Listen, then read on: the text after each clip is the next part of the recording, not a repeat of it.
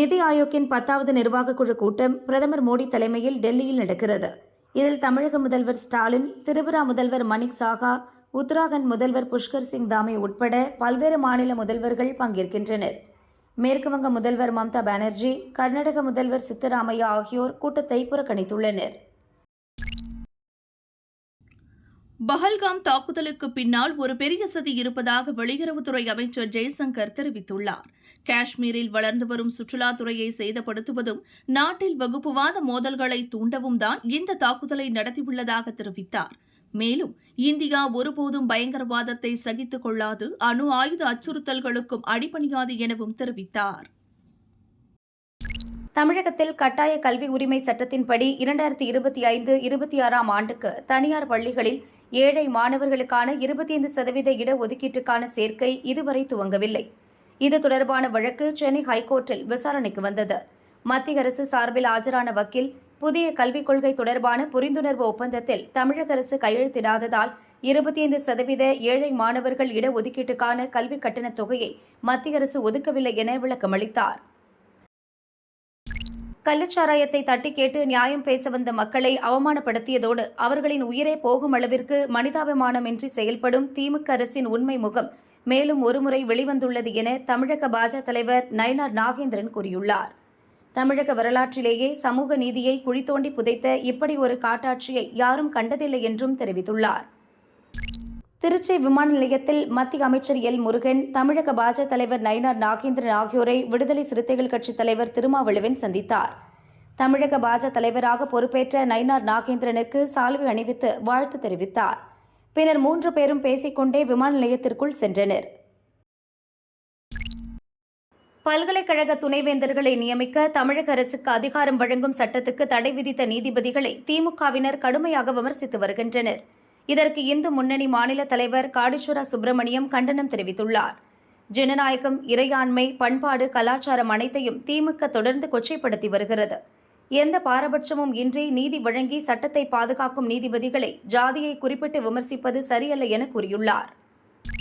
அரபிக்கடலில் உருவாகியுள்ள குறைந்த காற்றழுத்த தாழ்வு மண்டலம் காற்றழுத்த தாழ்வு மண்டலமாக வலுப்பெற்றுள்ளது. காற்றழுத்த தாழ்வு மண்டலம் கிழக்கு திசை நோக்கி நகர்ந்து இன்றே கரையை கடக்க வாய்ப்புள்ளதாக இந்திய வானிலை மையம் தெரிவித்துள்ளது.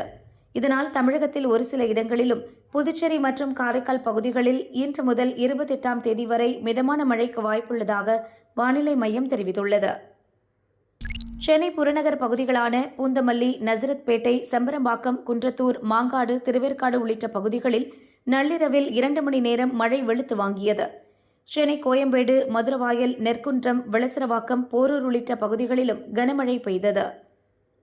தென்காசி மாவட்டத்தில் பெய்து வரும் கனமழை காரணமாக குற்றால அருவிகளில் சுற்றுலா பயணிகள் குளிக்க தடை விதிக்கப்பட்டுள்ளது. வெள்ளப்பெருக்கு இல்லாத போதிலும் மலைப்பகுதியில் தொடர்ந்து கனமழை பெய்து வருவதால் சுற்றுலா பயணிகளின் பாதுகாப்பு கருதி நடவடிக்கை மேற்கொள்ளப்பட்டுள்ளது. மேற்கு தொடர்ச்சி மலை பகுதிகளில் பெய்து வரும் தொடர் மழையின் காரணமாக கோவை குற்றாலம் அருவியில் தண்ணீர் ஆர்ப்பரித்து கொட்டுகிறது. பொதுமக்கள் பாதுகாப்பு கருதியும் அருவியில் நீர்வரத்து சீராகும் வரை கோவை குற்றாலம் தற்காலிகமாக மூடப்பட்டுள்ளதாக வனத்துறையினர் அறிவித்துள்ளனர். சுற்றுலா பயணிகள் ஒத்துழைப்பு வழங்குமாறு வனத்துறையினர் கேட்டுக்கொண்டனர். தமிழகத்தில் தென்மேற்கு பருவமழை துவங்கியுள்ள நிலையில் கோவை மற்றும் நீலகிரி மாவட்டங்களுக்கு இன்று முதல் அடுத்த 3 நாட்களுக்கு கனமழை எச்சரிக்கை விடுக்கப்பட்டுள்ளது. மழைக்கால முன்னெச்சரிக்கை நடவடிக்கையாக அரக்கோணத்தில் இருந்து தேசிய பேரிடர் மீட்புக் குழுவினர் இன்று கோவைக்கு விரைந்துள்ளனர். கன்னியாகுமரி மாவட்டம் குழித்துறை சந்திப்பில் சாலை தோண்டப்பட்டுள்ளது. கடந்த 1 மாதத்துக்கும் மேலாக பணிகள் மேற்கொள்ளாமல் கிடப்பில் போடப்பட்டது. மழை காரணமாக பள்ளத்தில் தண்ணீர் தேங்கியது. 2 வீலரில் வந்த ஒருவர் பள்ளத்தில் தவறி விழுந்தார். இது தொடர்பான வீடியோ காட்சிகள் வெளியாகியுள்ளது. சென்னையில் இன்று ஆபரண தங்கத்தின் விலை சவரனுக்கு 400 ரூபாய் உயர்ந்து 1 சவரன் 71,920 ரூபாய்க்கும், கிராமுக்கு 50 ரூபாய் உயர்ந்து 1 கிராம் 8,990 ரூபாய்க்கும் விற்பனையாகிறது. ஆபரேஷன் சிந்தூர் வெற்றியை கொண்டாடும் வகையில் பாஜகவினர் சென்னை குரோம்பேட்டை பஸ் நிலையம் அருகே தேசிய கொடி ஏந்தி ஊர்வலமாக சென்றனர். இதில் முன்னாள் ராணுவ வீரர்கள் மற்றும் பாஜகவினர் கலந்து கொண்டு தேசிய கொடியை கையில் ஏந்தி ஊர்வலமாக சென்றனர்.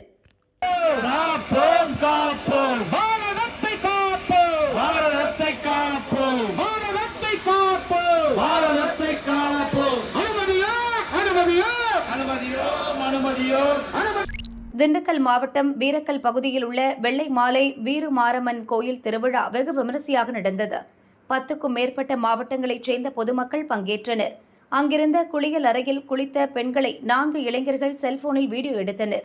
பெண்கள் கூச்சலிட்டதால் 4 பேரையும் அங்கிருந்த பொதுமக்கள் பிடித்து போலீசில் ஒப்படைத்தனர். அவர்களை போலீசார் தப்பிக்க வைத்ததாக கூறி விழாவுக்கு வந்த மக்கள் மறியலில் ஈடுபட்டனர்.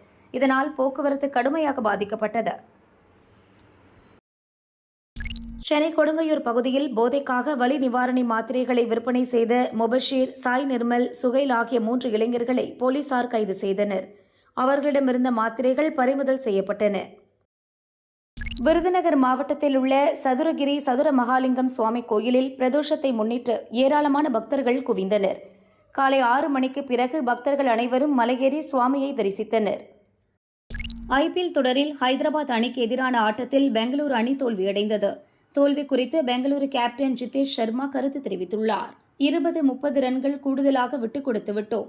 இந்த ஆட்டத்தில் தோற்றது நல்லது. தோல்வியிலிருந்து கற்றுக்கொள்ள முடியும். நாங்கள் நன்றாக பேட்டிங் செய்கிறோம். வரவிருக்கும் ஆட்டங்களில் நாங்கள் நல்ல முறையில் மீண்டும் வருவோம் என்றார்.